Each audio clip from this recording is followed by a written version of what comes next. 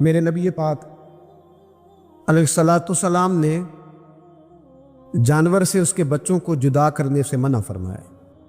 جب تک بچے کو ماں کی ضرورت ہے اسے جدا نہیں کیا جائے گا، جب تک وہ دودھ پیتا ہے اسے جدا نہیں کیا جائے گا، جب تک چڑیا کا بچہ بھی چھوٹا ہے اور اس کی ماں اس کے لیے دانہ لے کے آتی ہے تو اسے ماں سے جدا نہیں کیا جائے گا، اس کی جذبات کا، احساسات کا خیال رکھا جائے گا۔ یہاں تو میرے دیہاتوں کے جو بڑے سمجھدار قسم کے سمجھدار چودھری قسم کے لوگ ہیں، ان کا بھی جب بہو سے اختلاف ہوتا ہے تو کہتے ہیں اس کے بچے رکھ لو، یہ جب خود روئے گی تو لوٹ کے آ جائے گی۔ جس محبوب نے جانور سے اس کے بچے جدا کرنے سے منع کیا، ماں سے بچے جدا کر رہا ہے۔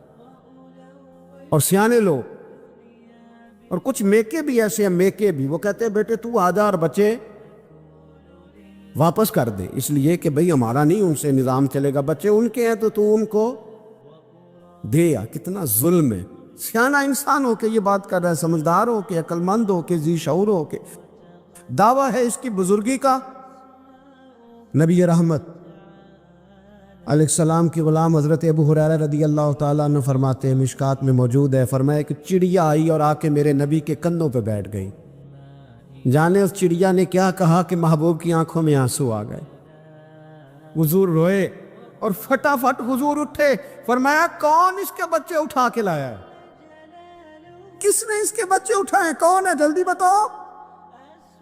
حضرت ابو ہریرہ کہتے ہیں ایک صحابی ہے کہ یا رسول اللہ مجھے ذرا پسند آ گئے تھے تو میں اٹھا لایا۔ حضور نے فرمایا اسے واپس کر دے، ورنہ یہ ایک میری بارگاہ میں شکایت کر رہی ہے تو قیامت میں بھی تیری شکایت کرے، اور جا وہیں رکھ کے آ جہاں سے تو اٹھا کر کے لایا تھا۔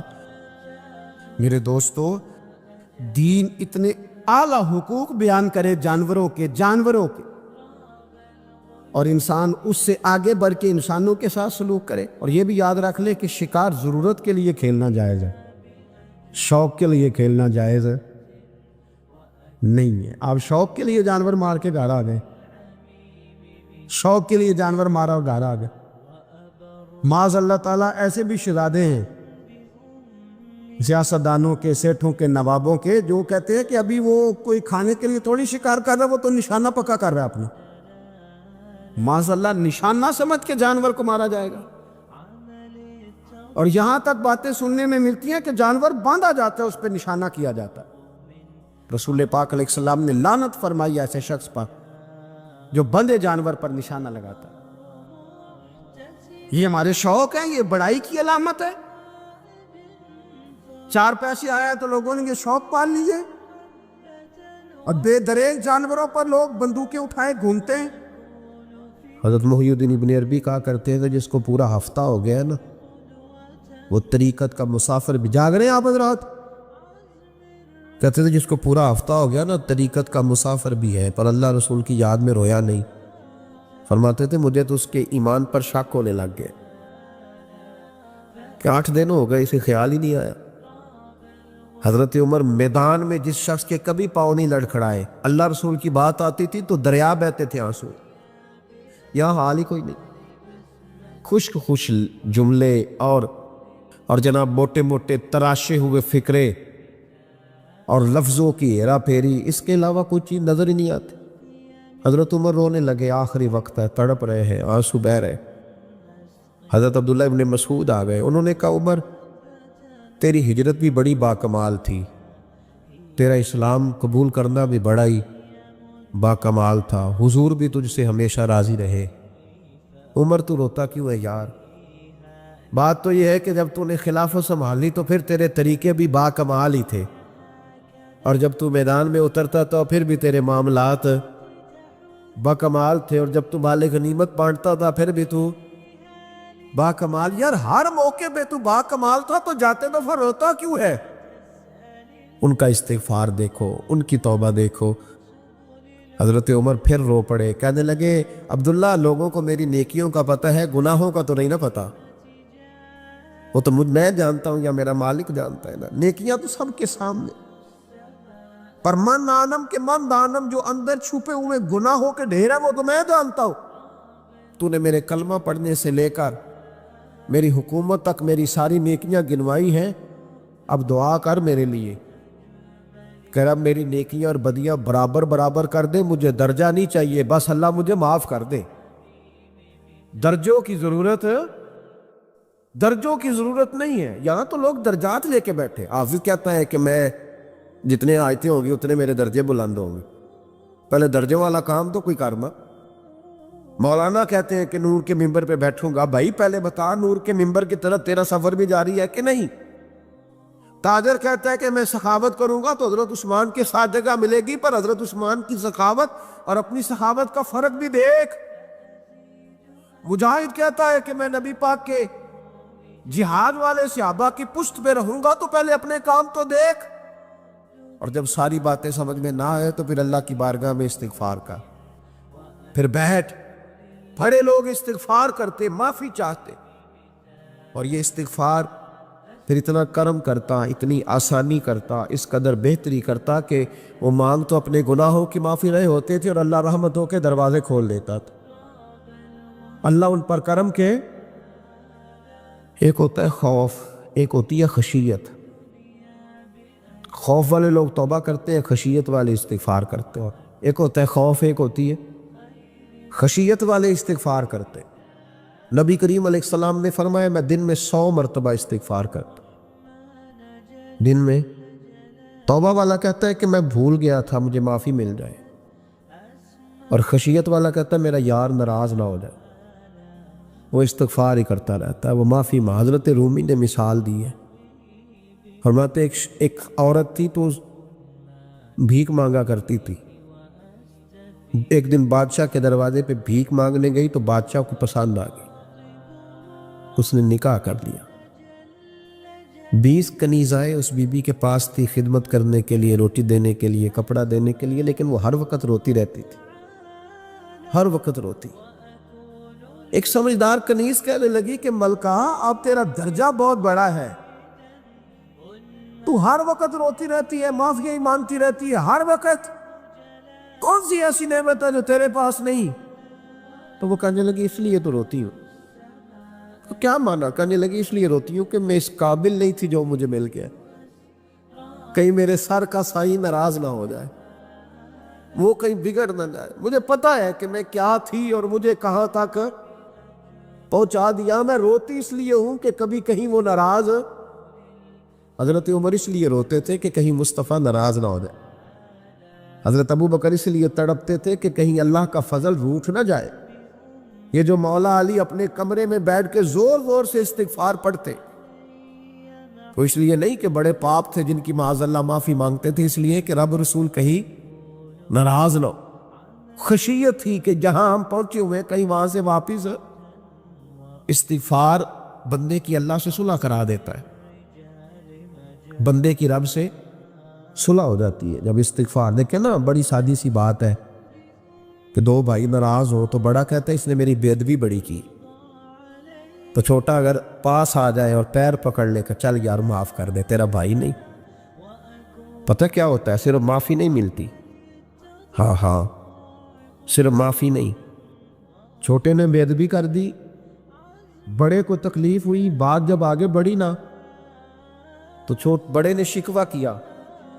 جب لوگوں نے چھوٹے کو سمجھایا تو چھوٹا جب معافی مانگتا، ادھر دیکھو میری طرف، جب چھوٹا معافی مانگتا ہے نا اٹھ کے جاتا ہے، اور بڑے کے پیر پکڑتا تو نرا معاف نہیں کرتا، بڑا رو بھی پڑتا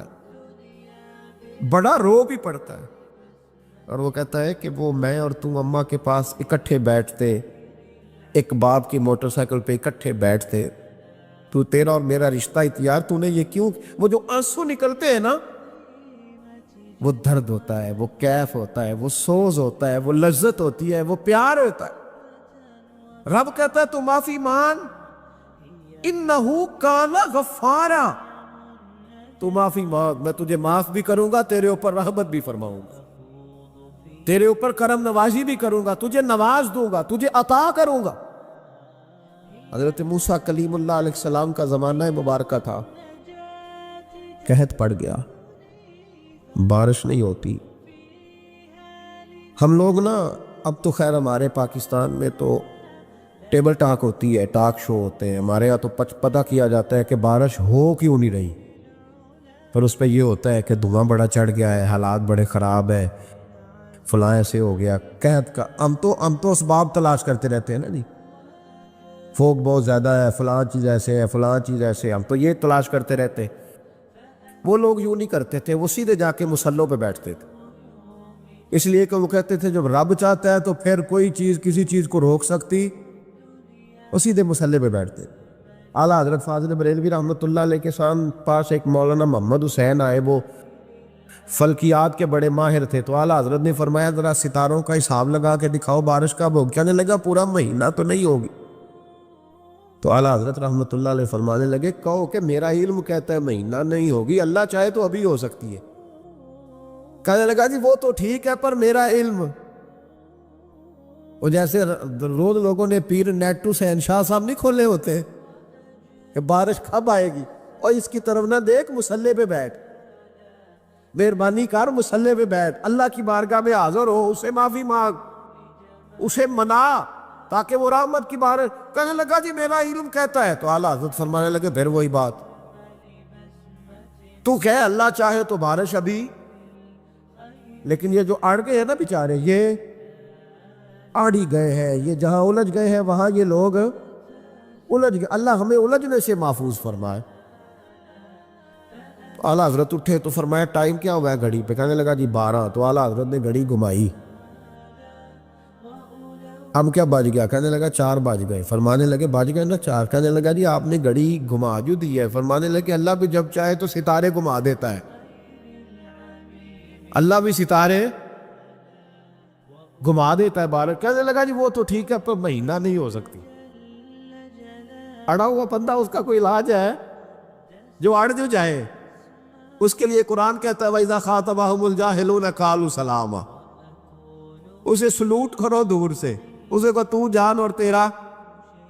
کہنے لگا جی ہو نہیں سکتی پورا مہینہ۔ فرمانے لگے یار تو جا اپنا کام کر۔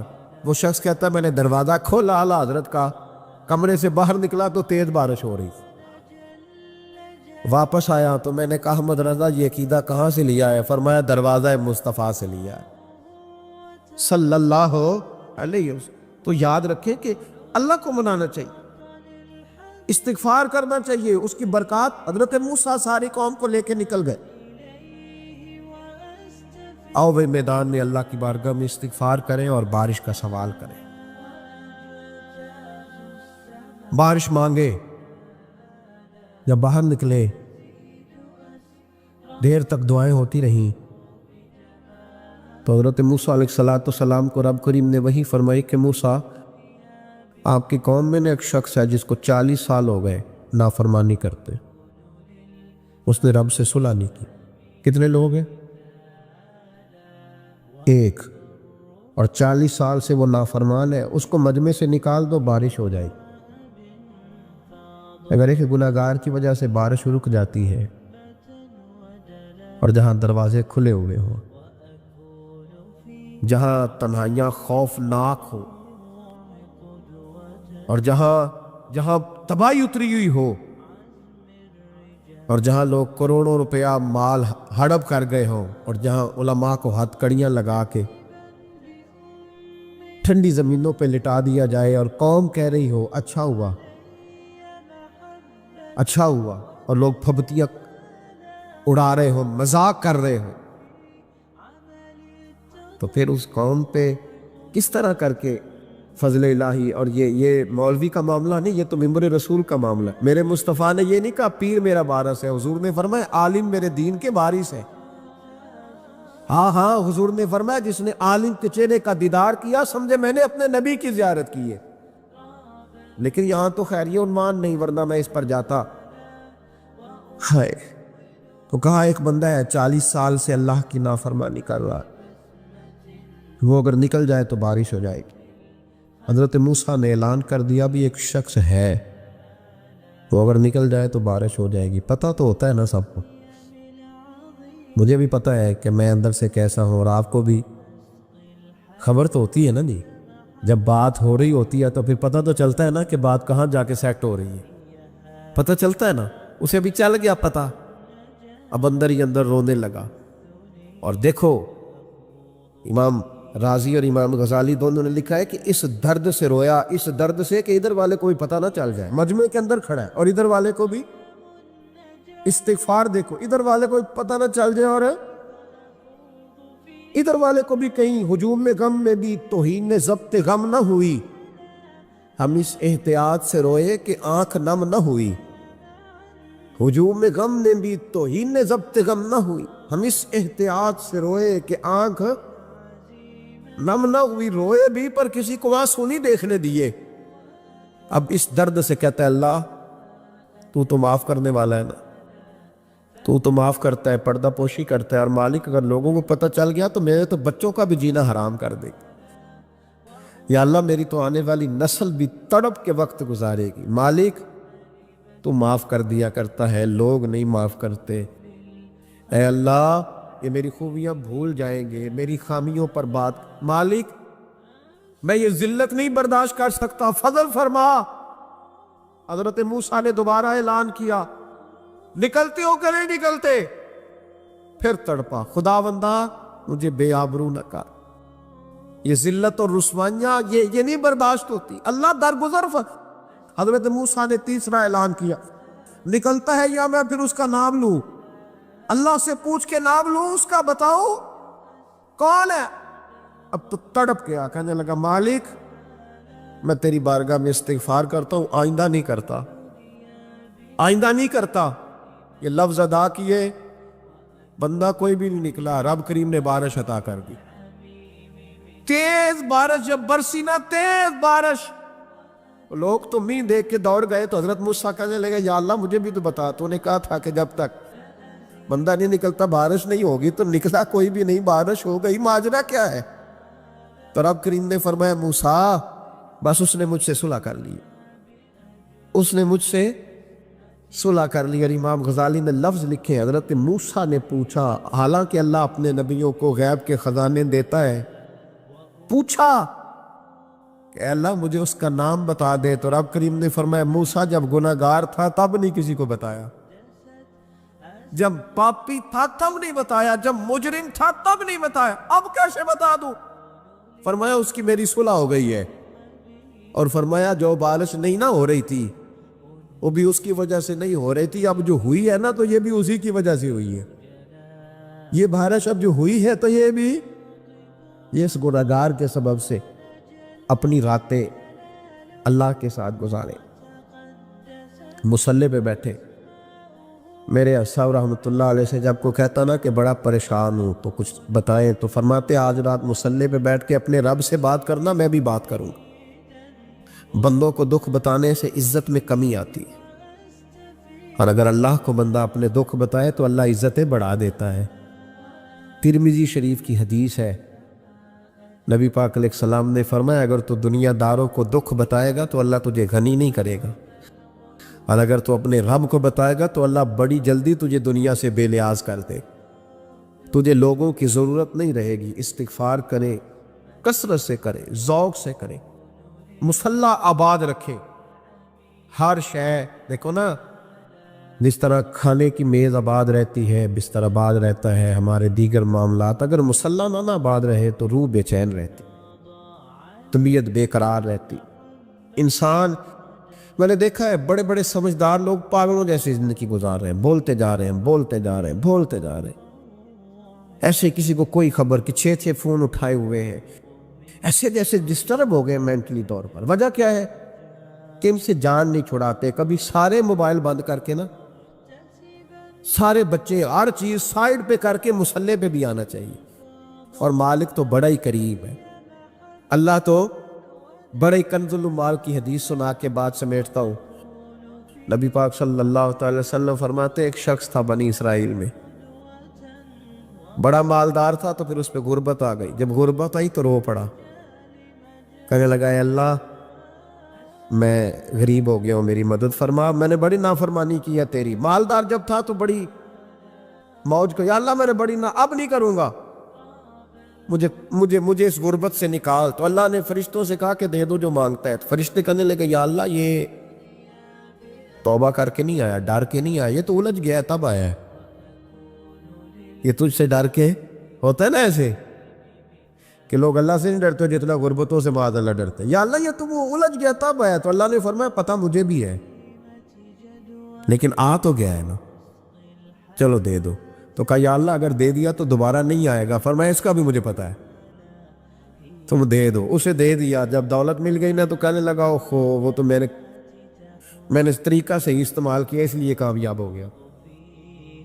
پھر کچھ وقت گزرا تو پھر الجھ گیا, پھر قرضے چڑھ گئے, پھر سارے اولاد خرچ. کہنے لگا یا اللہ اب نہیں کرتا, اب معاف کر دے.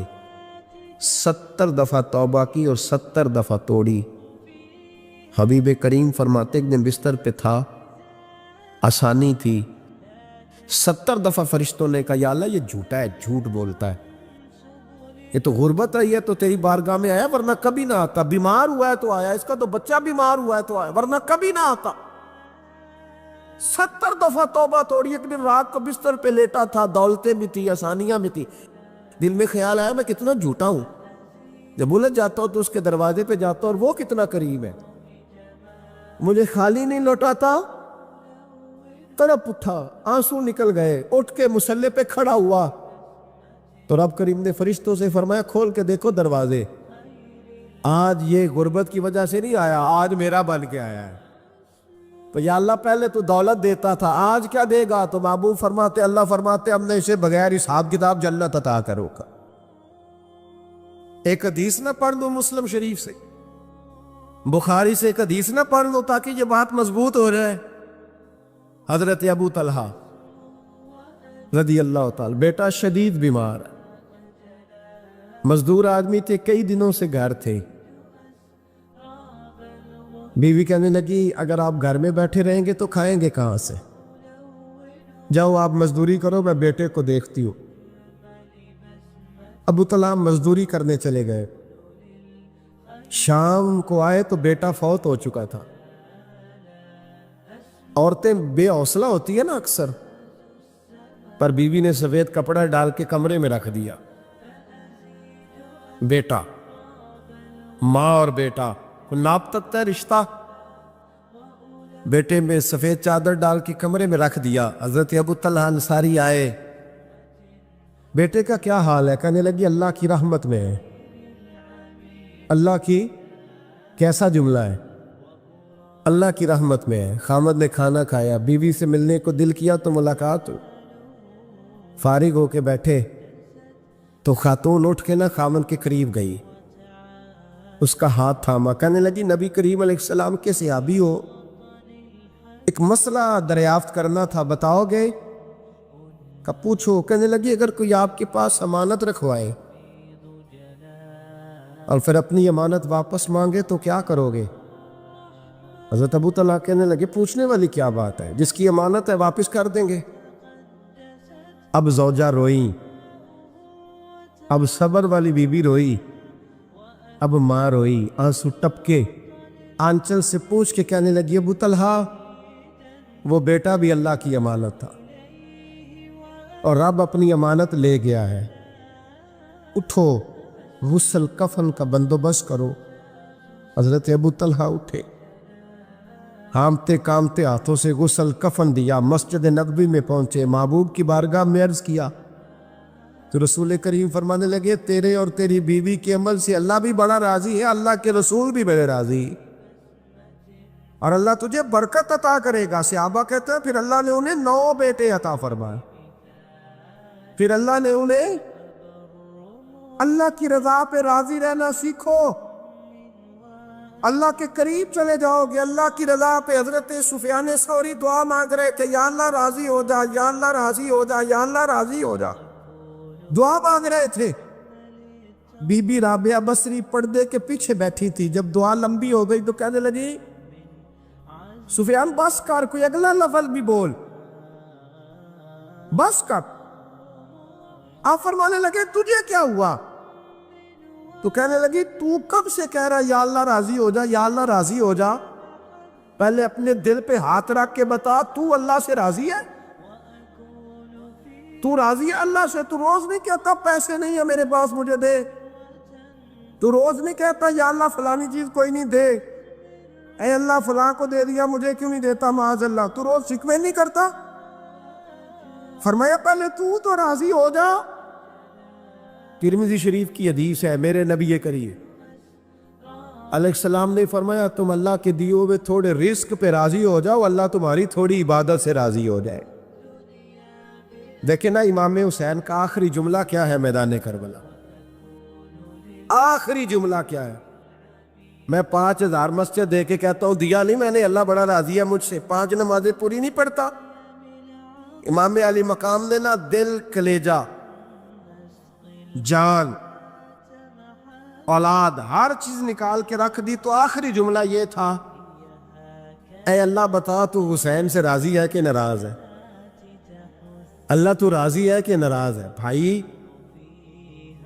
پہلی بات رحمت الہی، دوسرا اللہ کی رضا پہ، یعنی عجیب بات ہے نا، جب اللہ کروڑوں دے تو دنیا چھپاتی ہے، اور جب تھوڑا کاروبار ٹھنڈا ہو جائے تو ساری دنیا کو دنیا بتاتی ہے۔ تو جب میں تو کہہ رہا ہوں کہ میں بندہ ڈھونڈ رہا ہوں جو مجھے ملے، آ کے کہے کہ شکر کا طریقہ بتاؤ، تو مل ہی نہیں رہا۔ کو ملے جو کہے بڑی خیر ہے، ہر لحاظ سے اپنے رب سے راضی ہو، مل ہی نہیں رہی دنیا۔ تیسری بات، اگر اللہ کے قریب جانا ہے، یہ ان لوگوں کے لیے جو معرفت الہی کے متلاشی ہیں وہ خاص توجہ کریں۔ اگر رب کریم کے قریب جانا ہے تو پھر ایک ذہن بنائے کہ میرا رب میرے ساتھ ہے، میرا رب میرے، نحن اقرب الیہ من حبل الورید۔ اور درویش کہتے ہیں جے میں تینوں اندر جانا تو پھر مقید جانا، جے میں تینوں باہر جانا تے اندر کون سمانا، اندر بھی تو تے باہر بھی تو، وچ بلا کون نمانا۔ پھر تصور کریں کہ اللہ میرے ساتھ ہے۔ حضرت جنید بغدادی رحمۃ اللہ علیہ کہتے ہیں میں نے اپنے مرشد سے کہا کوئی وظیفہ جو پڑھا کروں، تو فرمانے لگے جنید پڑھا کر کہ اللہ میرے ساتھ ہے اور اللہ مجھے دیکھ رہا ہے، یہ وظیفہ پڑھا کر۔ کیمرے لگا دیے ہر جگہ ہماری گورنمنٹ نے، کہتے ہیں کیمروں کی مدد سے پکڑا گیا، کیمروں کی مدد سے، مسجدوں کے دروازوں پہ کیمرے،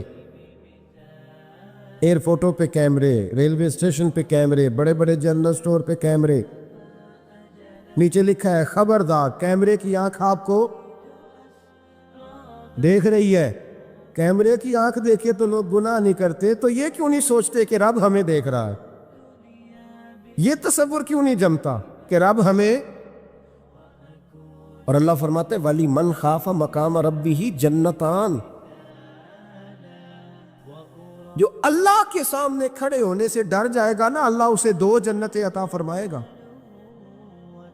اللہ اسے ایک دفعہ اگر کوئی ڈر گیا اللہ کے سامنے کھڑے ہونے، کتنی دفعہ بولے تو صحیح؟ اس پر ہمارے مفسرین نے لکھا ہے کہ کبھی زندگی میں ایسا ہو کہ گناہ پر ہمارا پورا قبضہ ہو گیا ہو، گناہ پورا قابو میں آ گیا، اب کوئی روکنے والا نہیں، تو فرمایا جو اس وقت اللہ کے خوف سے ڈر جائے گا اللہ اسے 2 جنتیں عطا فرمائے گا۔ امام شافعی رحمۃ اللہ علیہ کے زمانے میں نا ایک بادشاہ کا اپنی بیوی سے جھگڑا ہو گیا، تو وہ بھی ملکہ تھی، کسی بادشاہ کی بیٹی تھی، شہزادی تھی، اس نے بھی سخت جملہ کہا، کہنے لگی چل دور ہٹ جہنمی، معاذ اللہ۔ اب اس نے اپنے خامد کو جہنمی کہا تو وہ کہنے لگا اس کا خامد کہ اچھا تو مجھے جہنمی کہتی ہے، جا پھر اگر میں جنتی نہیں تو تجھے 3 طلاقیں۔ اب کیسے ثابت ہو کہ جنتی ہے کہ جہنمی ہے؟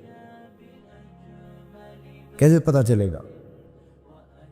علماء سے پوچھا تو وہ کہنے لگے ہم کیسے بتائے گا، کون ڈگری دے کہ تو جنتی ہے کہ جہنمی ہے؟ بات دور نکل گئی، امام شافعی کے پاس گیا، وہ رسوخ رکھتے ہیں علم فقہ کا، ان کے پاس گیا، جا کے کہنے لگا حضور یہ مسئلہ ہے۔ امام صاحب فرمانے لگے اکیلے میں مجھے ملتے ہو؟ وہ اندر آیا، کچھ دیر گفتگو ہوئی تو امام صاحب فرمانے لگے لو جی یہ بندہ جنتی ہے، اس کی بیوی کو طلاق کوئی نہیں ہوئی، یہ جنتی ہے۔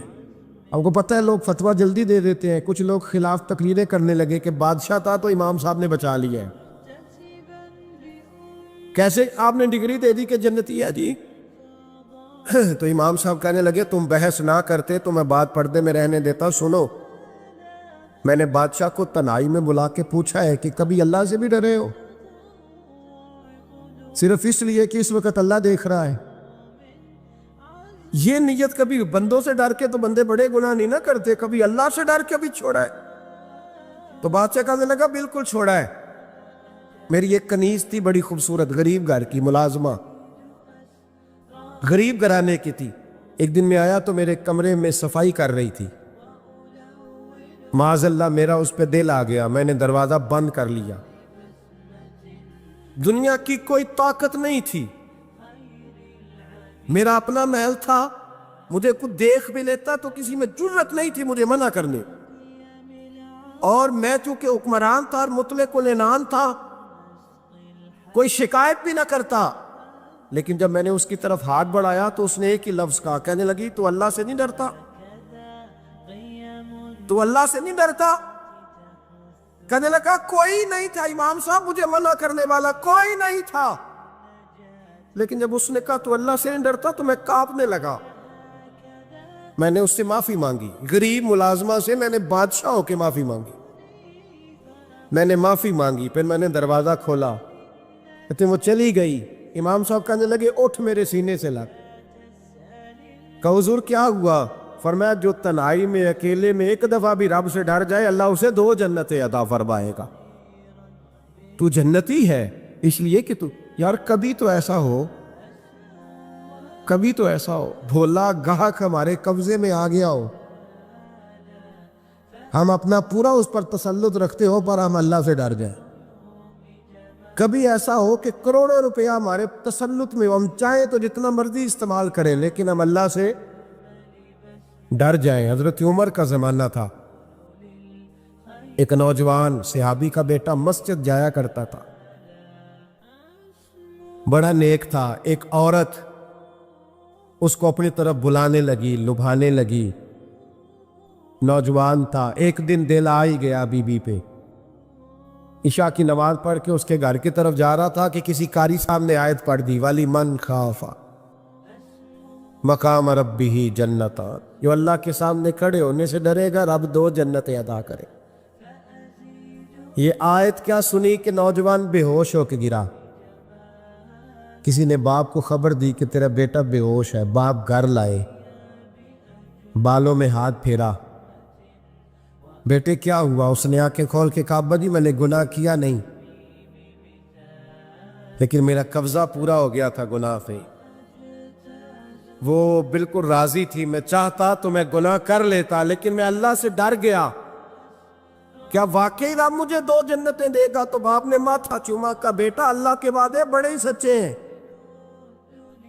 بڑے سچے ہیں، تو یہ تصور کر کے اللہ مجھے دیکھ رہا ہے، پھر ڈر جا، واقعی 2 جنتیں دے گا۔ اس نوجوان نے چیخ ماری اور روح ہی پرواز کر، رات کو جنازہ پڑا، دفن کر دیا۔ صبح حضرت عمر آئے، فرمایا اتنا نیک نوجوان تھا تو مجھے کیوں نہیں بتایا؟ میں اس کے غسل میں شریک ہوتا، کفن میں شریک ہوتا، میں جنازہ پڑھاتا، حضور بس رات دیر ہو گئی دفن کر دیا۔ امام سیوطی نے لکھا، ابن کثیر نے لکھا، ابن عساکر نے لکھا، حضرت جناب عمر فاروق فرمانے لگے مجھے بتاؤ تو صحیح اس کی قبر کہاں ہے؟ نیک ہو کوئی بندہ تو قبر پہ جانا چاہیے، فرمایا بتاؤ قبر کہاں ہے؟ حضرت عمر کو قبر پہ لے گئے تو سیدنا فاروق اعظم قبر پر کھڑے ہو کے فرمانے لگے نوجوان مجھے امید ہے اللہ نے تجھے 2 جنتیں دی ہوگی۔ حضرت عمر کہتے ہیں مجھے اللہ کی قسم قبر کے اندر سے بول پڑا، کامے پیرونا دے باہو قبر جنا دی جیوے، قبر کے اندر سے بول پڑا، کہنے لگا عمر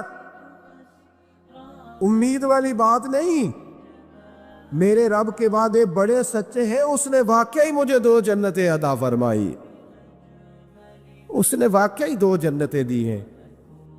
کبھی کوئی کام تو ایسا ہو جو صرف اللہ سے ڈر کے چھوڑا جائے، پھر اس کا قرب پانا آسان ہو جائے گا۔ اللہ سمجھنے کی توفیق عطا فرمائے۔